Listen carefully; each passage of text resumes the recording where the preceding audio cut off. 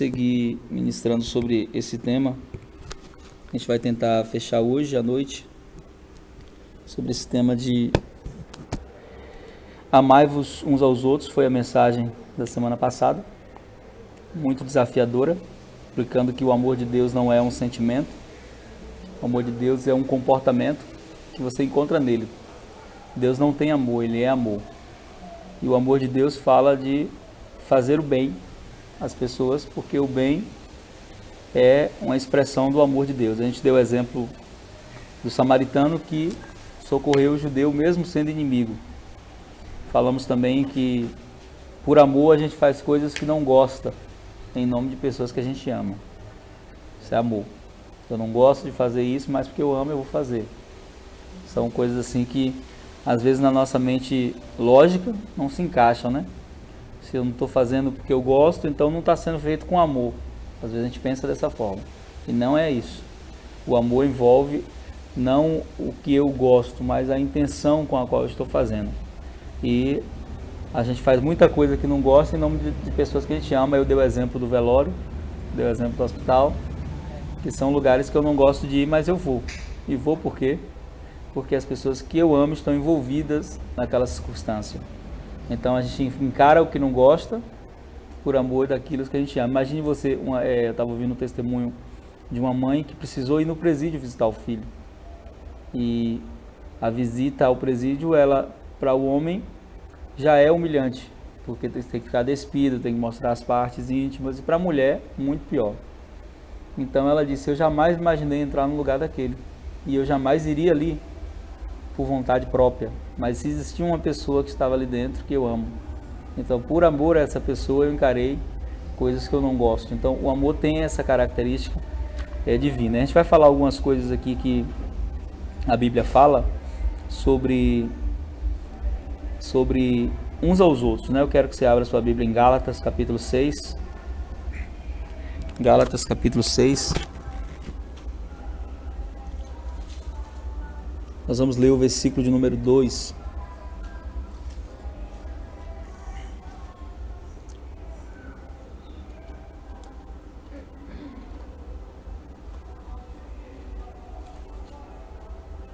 Gálatas capítulo 6, versículo de número 2.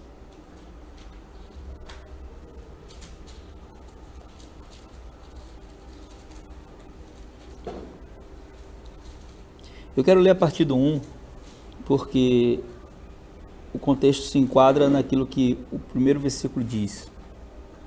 O primeiro versículo diz assim: irmãos, se um homem chegar a ser surpreendido em algum delito, algum erro, algum pecado, alguma falha, vocês que são espirituais, corrija o tal com espírito de mansidão, e olha por ti mesmo, para que também tu não sejas tentado. E aí no versículo 2 ele diz: levai as cargas uns dos outros, e assim cumprireis a lei de Cristo. Amém? A gente vai nessa manhã se apegar nesses dois versículos para a gente dar início, mas esses dois versículos eles são muito fortes do ponto de vista da vida da igreja, porque primeiro ele fala sobre irmãos que erram em nosso meio, irmãos que vão cometer falhas em nosso meio, e nós vivemos em uma sociedade onde as pessoas geralmente são valorizadas a partir do momento que elas estão fazendo tudo certinho. Quando elas cometem uma falha, elas na maioria das vezes são deixadas de lado.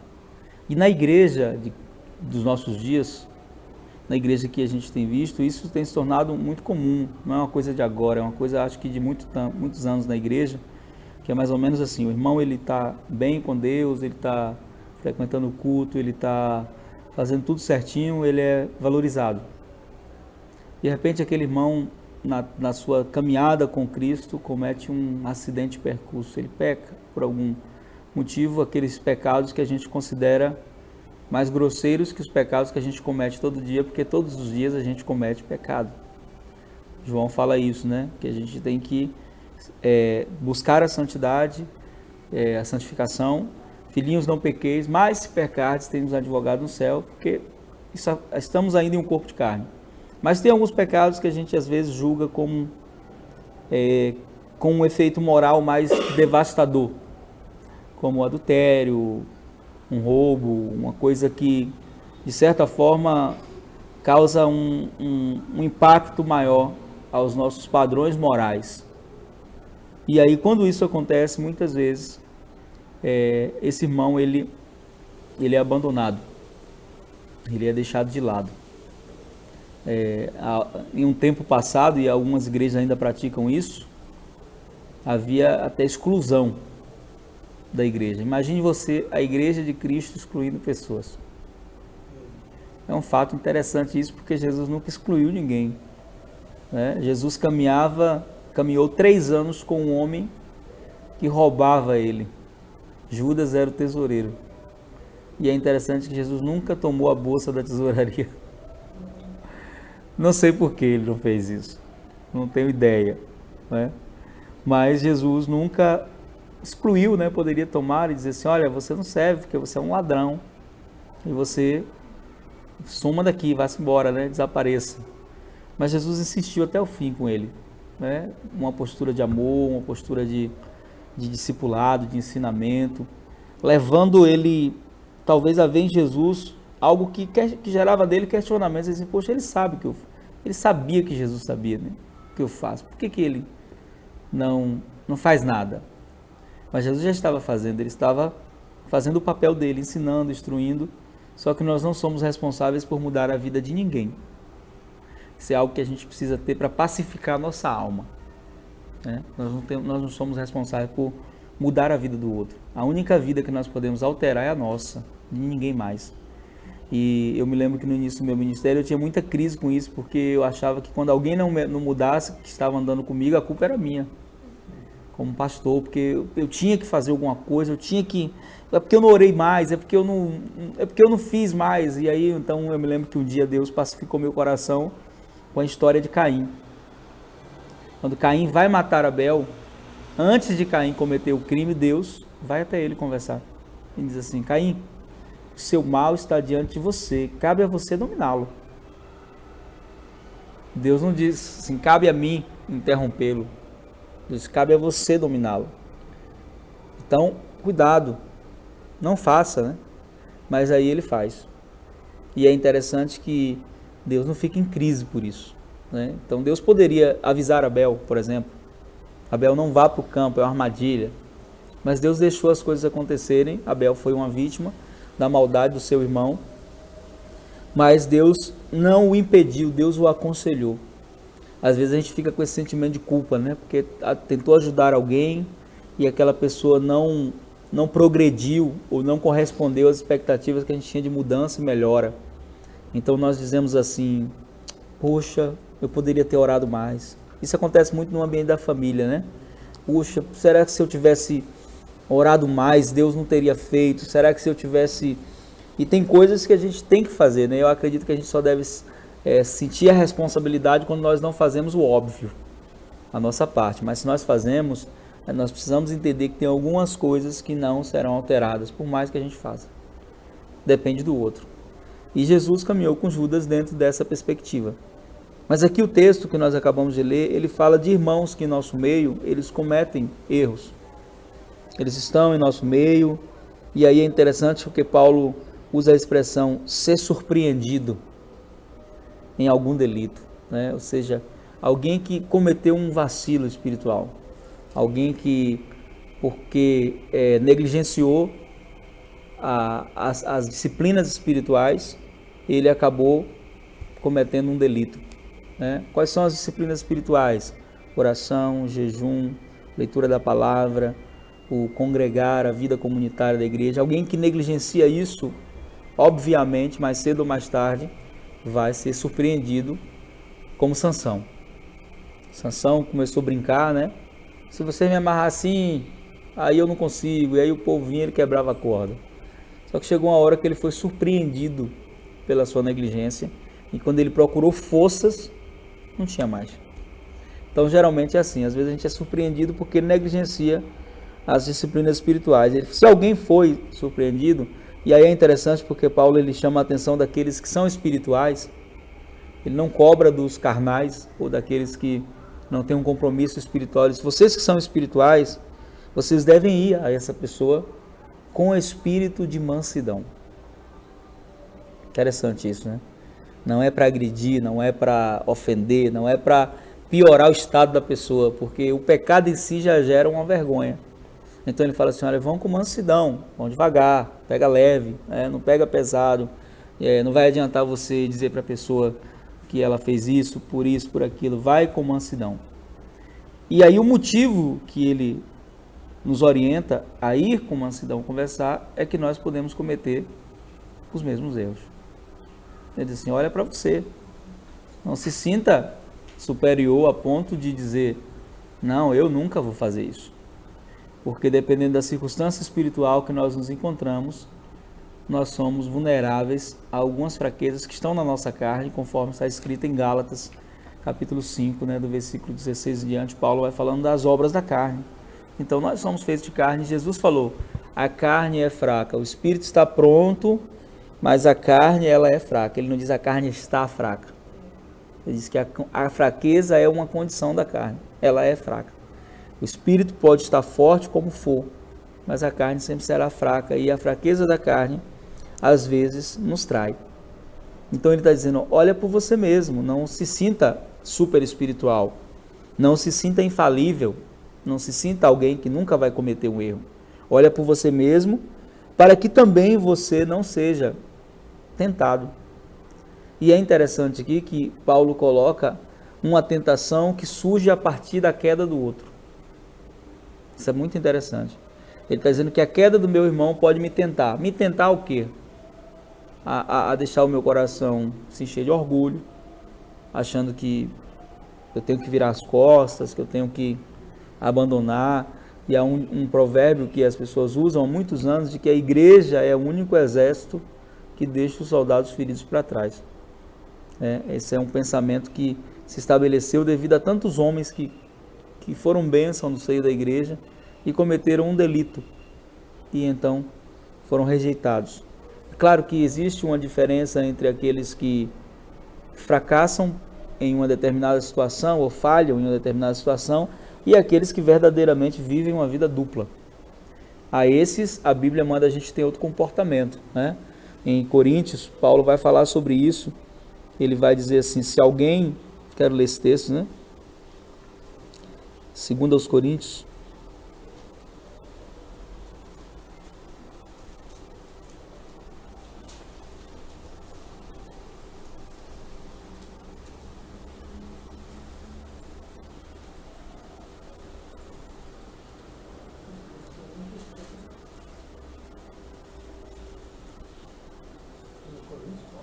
capítulo 2,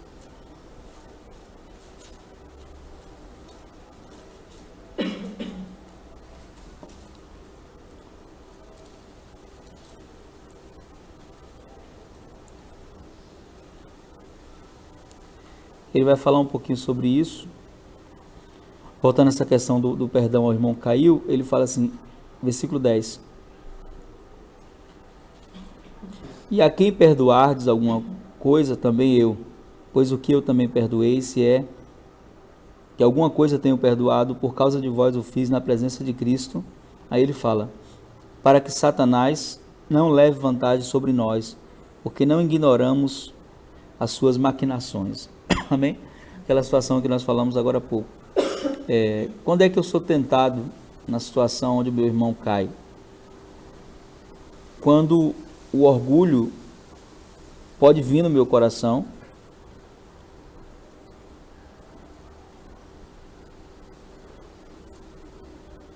só um momento.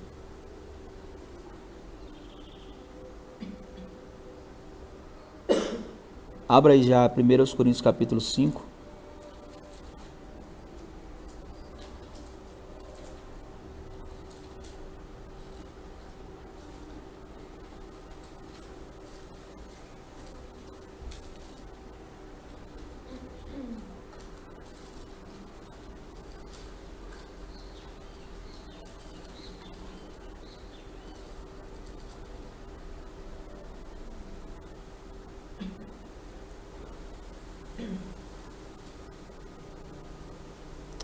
Amém? Segura só um pouquinho aí para a gente falar isso. Então, qual é a tentação que nós temos em relação à queda do irmão? É de achar que a gente não falha, que nunca vai acontecer conosco e tudo mais. E ele fala que quando nós agimos dessa maneira, nós estamos oferecendo a Satanás uma vantagem, que é encontrar em nós orgulho. E aí, voltando ao que a gente estava falando, não é o irmão que caiu, o irmão que teve uma falha. A gente tem que saber distinguir muito bem a diferença entre aqueles que fracassam na sua trajetória por algum motivo e aqueles que vivem uma vida dupla, né? São pessoas que estão na igreja, mas elas não têm um compromisso verdadeiro com o evangelho, né? Elas têm uma vida dupla. Aí, nesse capítulo, 1 Coríntios capítulo 5, versículo 9, Paulo diz assim: já vos adverti por carta que não vos associeis a nada que fosse imoral. Dizendo isso, aí ele fala: não me refiro às pessoas imorais do mundo, nem os avarentos, ou os ladrões, ou ainda os idólatras. Se assim fosse, seria necessário fazer o quê? O que ele está dizendo? A gente vai ter que se relacionar com as pessoas do mundo que são adúlteros, que são imorais. A gente vai ter, né? Vocês trabalham um negócio, você vai ter que negociar com essas pessoas. Você vai ter que atender no seu consultório pessoas que você vai ter que conviver com elas. E Paulo disse: se a gente fosse, não vou, só vou vender para quem tem uma conduta moral intacta. Então você não iria. Ele falou: a melhor coisa aí seria sair do mundo de vez. Aí ele fala: eu não estou falando desse tipo de pessoas. Esse tipo de pessoas, elas não têm o temor de Deus, elas não conhecem a Deus. Aí ele diz assim: entretanto, agora vos escrevo para que não vos associeis com qualquer pessoa que, afirmando-se irmão, olha só como ele dava gravidade a essa questão, né? Afirmando-se irmão, for imoral, ganancioso, idólatra, caluniador, embriagado ou estelionatário. Com pessoas assim, não deveis sequer sentar-se para comer. E aí ele fala: pois como haveria eu de julgar os que estão de fora da igreja? Todavia não deveis vós julgar os que são de dentro? Então é interessante porque a gente às vezes pega aquele versículo de Jesus em Mateus 7:1 que diz assim: não julgueis, né, para que não sejam julgados. Só que Jesus está falando de um juízo incorreto, de um juízo baseado não nas certezas. A prova é que ele diz, né? Se você não tirou ainda o cisco do seu olho, por que você está querendo tirar? Não tirou a trave do seu olho, por que você está querendo tirar o cisco do olho do irmão? Mas aqui Paulo mostra que, como discípulos de Jesus, nós temos o direito de julgar, não condenar, julgar. O que é julgar? Julgar é discernir, não é apontar o dedo, não é falar mal, é discernir quem é verdadeiro e quem é falso. E aí ele diz o seguinte, que nós temos um direito estabelecido por Deus de que com essas pessoas nem comer. Olha só como a Bíblia ela é rigorosa em alguns aspectos, né? Com o cara que é mundano, que é imoral, que é tudo, eu posso comer com ele para negociar, para fazer o que for que tiver que ser feito. Paulo deixa isso claro. Agora, com aquele que se diz irmão, mas vive uma vida dupla, eu não devo fazer isso, porque quando eu faço isso, e eu sei do que ele faz de errado, mas eu não o confronto, eu não chamo ele para uma observação, para dizer para ele que o que ele faz está errado, eu estou sendo conivente com o erro dele, porque eu estou sabendo a vida que ele está levando, e mesmo assim estou dando risada, estou comendo com ele, e aí Paulo diz: olha, está errado isso, está errado, você não pode fazer dessa forma.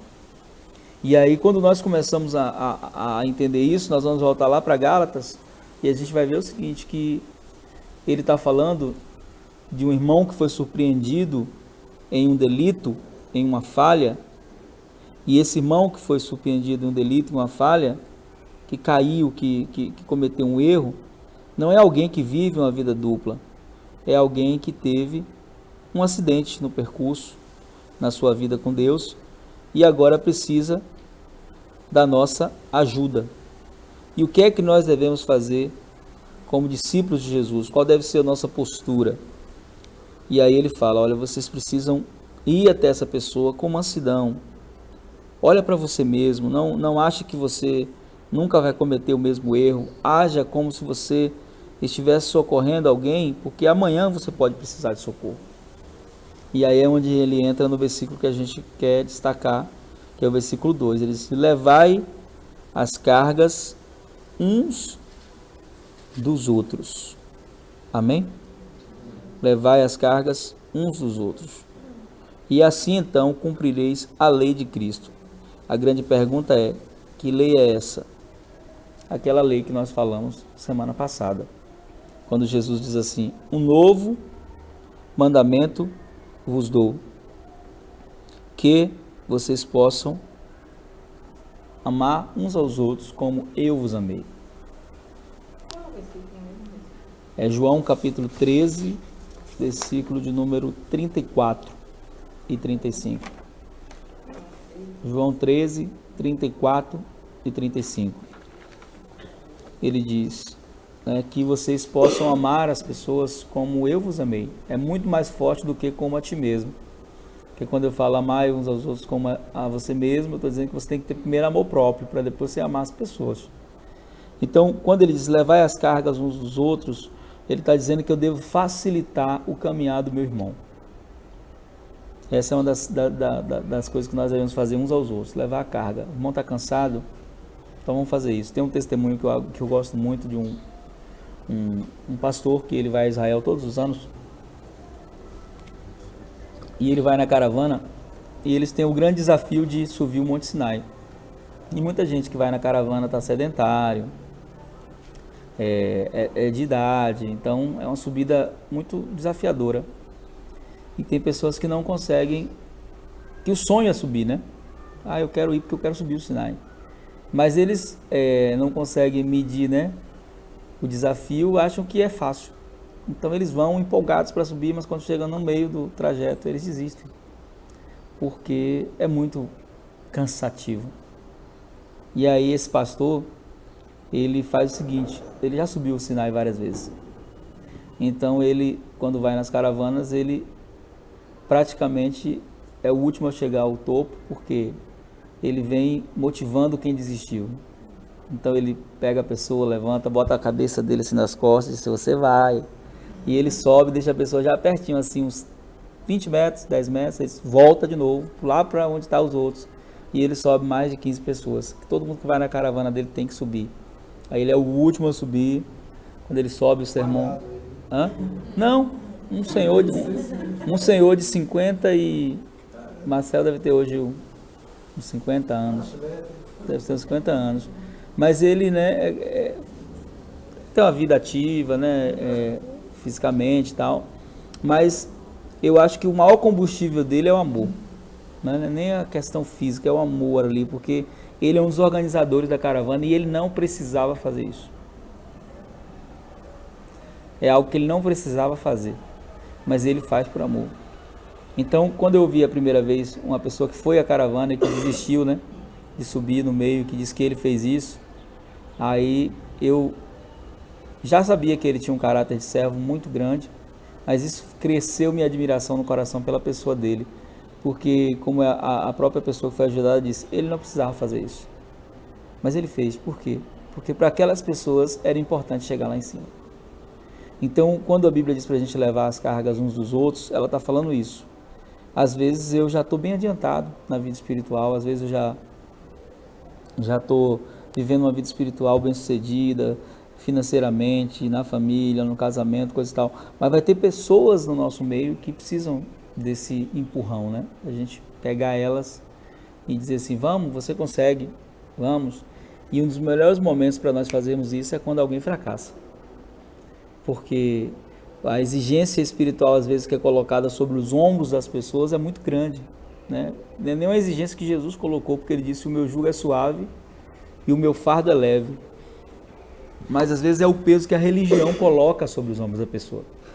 Eu ouço muito algumas pessoas falar assim, a pessoa errou, está vivendo uma vida diferente, e eu vejo muitas pessoas falando, está pagando o preço, aponta para a pessoa que está pagando. Não é que a pessoa está pagando o preço, você tem que ir lá e ajudar ele. Claro, você sempre... Nesse aspecto, ele está pagando o preço, joga fora. É como se mais ou menos assim, ele pecou, então deixa ele pagar o preço dele. Isso, errado. Irmãos, a dor do pecado já é um preço muito grande para quem de verdade tinha uma comunhão com Deus. Então, às vezes a gente quer fazer isso, né? Somar a dor. Deixa ele pagar o preço dele. Deus perdoa, mas as consequências são inevitáveis. Isso é verdade, claro que as consequências são inevitáveis, mas eu não preciso fazer parte da consequência. O que a Bíblia me orienta é que eu devo socorrer o meu irmão. É aquilo que nós falamos semana passada do relacionamento de Jesus com Pedro. Quando Jesus se encontra com ele e pergunta: você me ama? E agora? Responde o quê? Depois de ter negado 3 vezes. Ele responde que sim. E Jesus diz: vai e apacenta os meus cordeirinhos, depois as minhas ovelhas. E é como se Jesus estivesse dizendo para ele: olha, o mesmo amor que eu estou tendo com você aqui, quando você errou, tenha com as pessoas, quando você estiver cuidando delas, tenha esse amor. E aí é onde entra alguns outros versículos que se encaixam, né, nesse aspecto de uns aos outros, que está em 1 Tessalonicenses 5,11. 1 Tessalonicenses 5,11.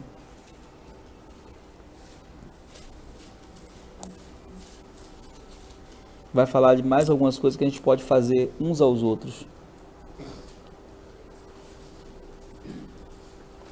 Diz assim: por isso exortai-vos uns aos outros e edificai-vos uns aos outros, como também fazeis.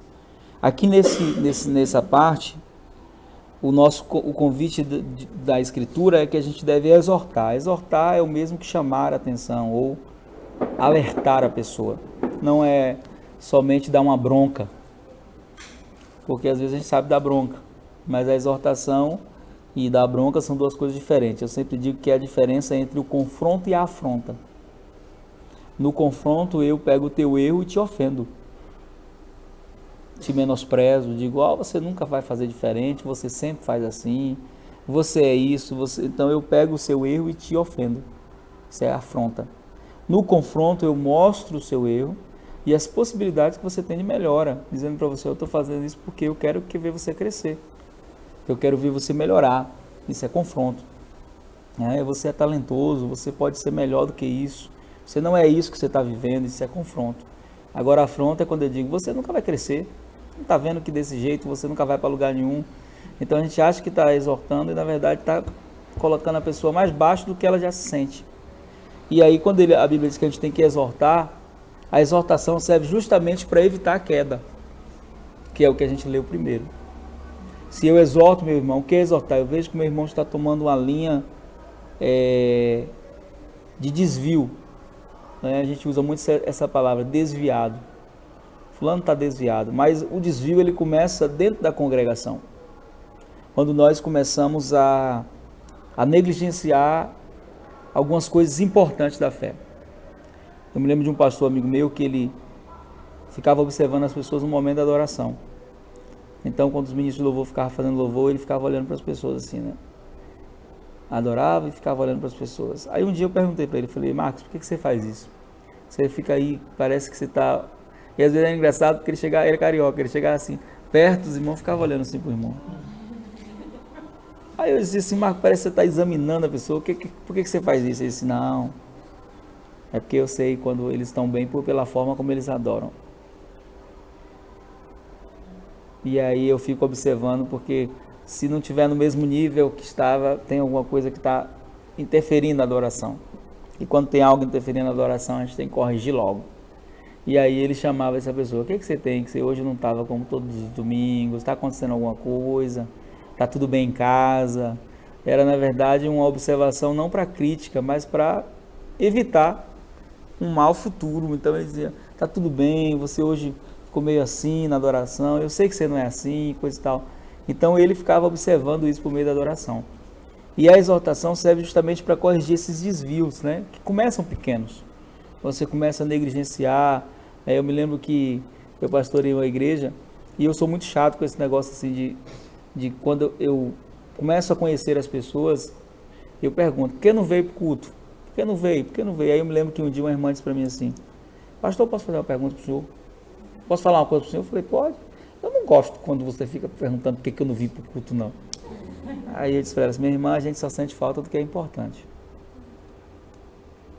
se preocupe quando eu não sentir mais falta. Aí ela, não, pastor, agora pode perguntar porque eu não vim. Porque é verdade, você só sente falta do que é importante. O que não é importante, você não sente falta. Isso é preocupante. Imagine você chegar num lugar onde ninguém sente mais sua falta, não é observado, não é visto. Então, isso numa igreja, numa comunidade pequena como a nossa, é fácil, porque a gente tem um número pequeno de pessoas. Agora imagine você, uma comunidade de 1.000, 2.000 pessoas. Estava falando sobre uma igreja grande que tem na cidade, que um amigo meu é pastor, que tem quase 5.000 pessoas. E essa igreja vive em trânsito, às vezes sai 200, sai 300 pessoas. E alguém um dia me perguntou assim, rapaz, e eles não se preocupam com isso? Aí eu disse assim, às vezes as pessoas perdem importância quando o número é muito grande. Isso é um problema. Então você não sente falta, porque você vai sentir falta de 10 no meio de 5.000. Só que o papel da igreja é justamente esse, é sentir falta de um. Não é de 10, é sentir falta de um. Cadê aquele irmão? É claro que um pastor, por mais capaz que ele seja, por mais talentoso que ele seja, por mais eficiente que ele seja, ele nunca vai conseguir notar 5.000. Ele precisa de facilitadores, de pessoas que vão junto com ele cuidar do rebanho. Por isso que a exortação é que nós devemos exortar uns aos outros. Ele não diz, o pastor exorte todo mundo. Ele diz, exortai-vos. Mas a gente também nota, por exemplo, a gente está na igreja. A gente é acostumado a ver pessoas. Nós, não veio hoje. A gente sempre comenta. Claro. Aquele fulano não apareceu, já 2 domingos que ele não vem. A gente nota. Uhum. Quem está na igreja percebe aquele que falta. E aí é onde entra esse papel. A igreja que funciona como exortadora. A igreja que vai exortar o irmão. Meu amado, senti sua falta. Você não veio. O que aconteceu? Ele diz também, edificai-vos uns aos outros. O que é edificar? É promover uma ajuda espiritual para o irmão, de alguma forma. Como é que eu edifico? Eu edifico orando, eu edifico demonstrando preocupação, dizendo para ele o quanto ele é importante, porque o ser humano ele tem algumas necessidades da alma. Nós temos necessidades físicas que elas não podem ser negligenciadas. Se elas forem negligenciadas, a gente fica doente. Nós temos necessidades fisiológicas de ir ao banheiro, número 1, número 2, necessidade. Nós temos necessidade de comer, nós temos necessidade de dormir. São necessidades físicas que, se forem negligenciadas, você vai ficar doente. Não, eu vou ficar um mês sem dormir. Não vai conseguir. Eu vou ficar um mês sem comer, vai morrer. Eu vou ficar um mês sem ir no banheiro. Não vai conseguir, né? Então, são necessidades físicas, né? Já está dizendo, são necessidades físicas. Da mesma forma que nós temos necessidades físicas, nós temos necessidades emocionais. Todo ser humano tem. Uma delas, nós temos a necessidade de pertencer.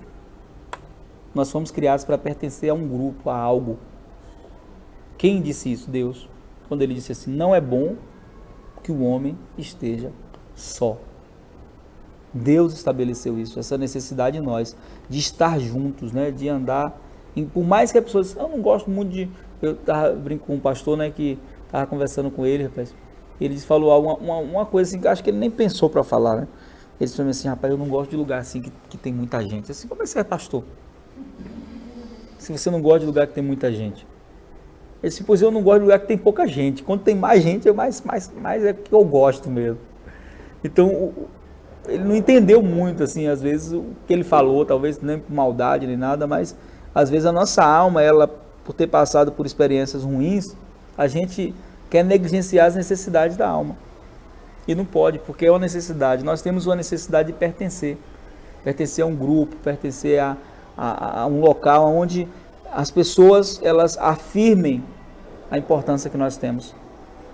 Então, quando você faz parte de uma igreja, ou de um corpo, ou de um ministério, que você não é notado, isso lhe desgasta emocionalmente, porque parece que você não existe. E aí é onde entra a amizade, a necessidade dos pequenos grupos na igreja, né? Porque a gente sempre se identifica mais com um determinado grupo da igreja. O problema é quando esses grupos concorrem entre si, aí é um problema.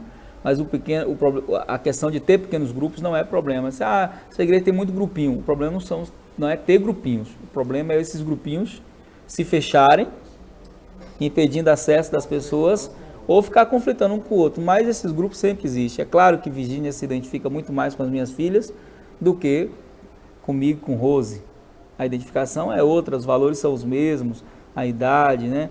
E a gente vai construir relacionamentos a partir disso, de pertencer a algo, de se sentir bem perto de pessoas que às vezes falam a mesma língua, pensam como a gente, ainda que tenha diferenças, mas são muito parecidos em alguns aspectos. E a igreja é isso. A igreja ela tem essa característica que não pode ser negligenciada. Da gente exortar uns aos outros, de nós nos preocuparmos uns com os outros, de nós olharmos uns para os outros e assim, olha, eu preciso de você e você precisa de mim. Não pode ser só uma música que a gente canta, né? Eu preciso de você, você. Não pode, tem que ser uma realidade. Nós precisamos uns dos outros. E aí como é que nós vamos nos fortalecendo? Ele diz, na edificação, na exortação. Quando o irmão cai, socorre ele. E aí então Deus vai fazendo com que nós venhamos crescer. Amém? Um último versículo para nós fecharmos. Ele fala algo interessante, né, que nós precisamos viver dentro dessa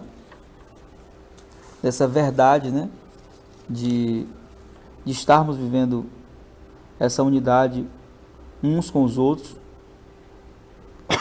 Está em Efésios capítulo 4, versículo 32, ele diz assim: antes sede uns para com os outros benignos, misericordiosos, perdoando-vos uns aos outros, como também Deus vos perdoou em Cristo. Efésios 4, versículo 32. Então ele vai dizer o seguinte, olha, vocês precisam entender uma verdade, vocês precisam ser benignos. Né? Benignidade fala de você suportar a fraqueza do outro e você caminhar com ele tentando ajudá-lo. E aí ele diz que para fazer isso nós temos que ser misericordiosos. O que é ter misericórdia? Ter misericórdia é não dar para a pessoa o mal que ela merece. Né? Misericórdia significa isso, que nós não recebemos de Deus o mal que merecemos. É como Ezequiel acabou de falar. Aí ele já está pagando o preço dele. Sim, mas Deus está com a misericórdia, então eu tenho que participar dessa misericórdia. Às vezes eu prefiro participar do juízo do que participar da misericórdia. E ele disse, não, vocês têm que ser misericordiosos. Tem que exercer misericórdia. A palavra misericórdia ela é uma palavra composta no latim, né, que é a mistura da palavra miséria com coração. Misericórdia. Né? Coloca o teu coração na minha miséria. Seria mais ou menos isso. Então a gente precisa de misericórdia. Quando que nós precisamos de misericórdia? Quando erramos. Quando a gente não erra, a gente não precisa de misericórdia. Por isso que Davi fala no Salmo, né, 23, bondade e misericórdia me seguirão. É mais ou menos assim, a tua bondade vai me seguir enquanto eu estiver todo certinho. Quando eu falhar, vem a misericórdia. Um dos versículos que nós mais usamos, que é Lamentações 3, que diz, né, as misericórdias do Senhor são a causa de nós não sermos consumidos. Está no livro de Lamentações, olha o nome do livro, Lamentações. Era o livro que o povo estava indo para o cativeiro.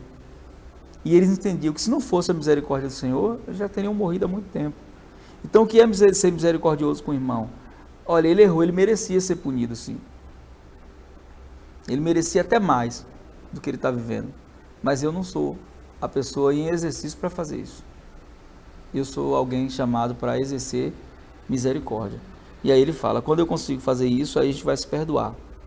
E o motivo do perdoar, ele fala, não é porque às vezes a pessoa é boa, e tal, ele diz, perdoai-vos uns aos outros, como também Deus nos perdoou.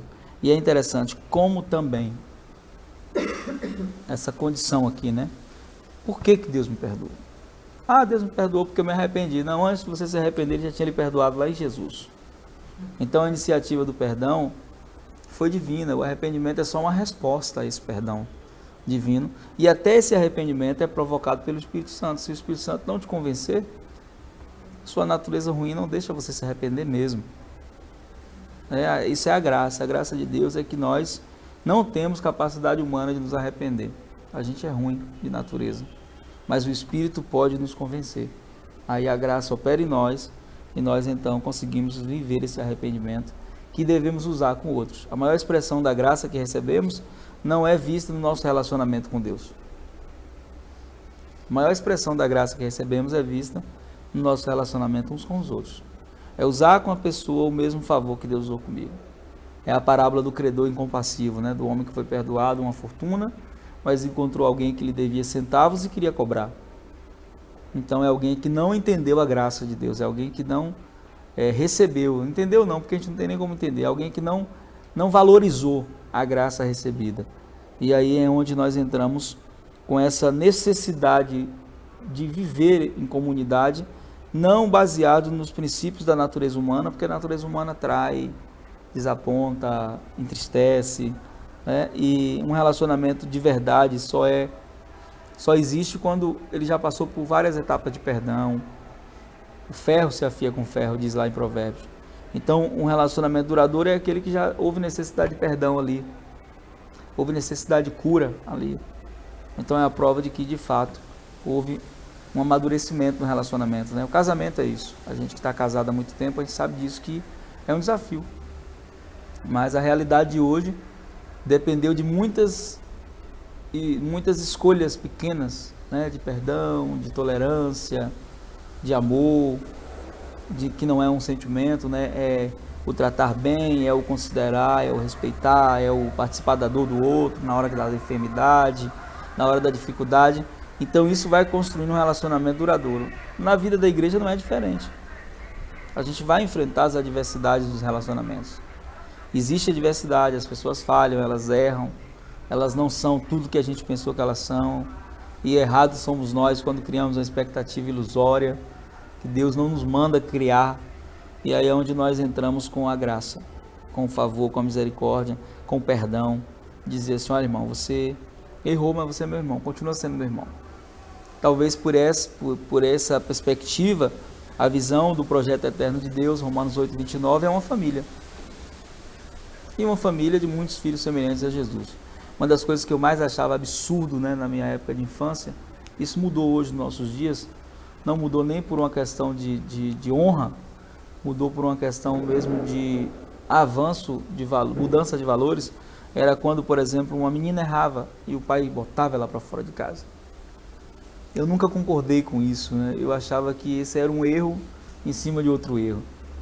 Porque eu pensava assim, poxa, essa menina errou agora, ela foi colocada para fora de casa, esse pai está condenando ela a errar mais ainda. Então eu era garoto e eu pensava assim, né? E eu dizia, porque minha mãe dizia isso, né? E eu dizia assim, minha mãe, e aí ela vai deixar de ser sua filha? E aí minha mãe, não, porque...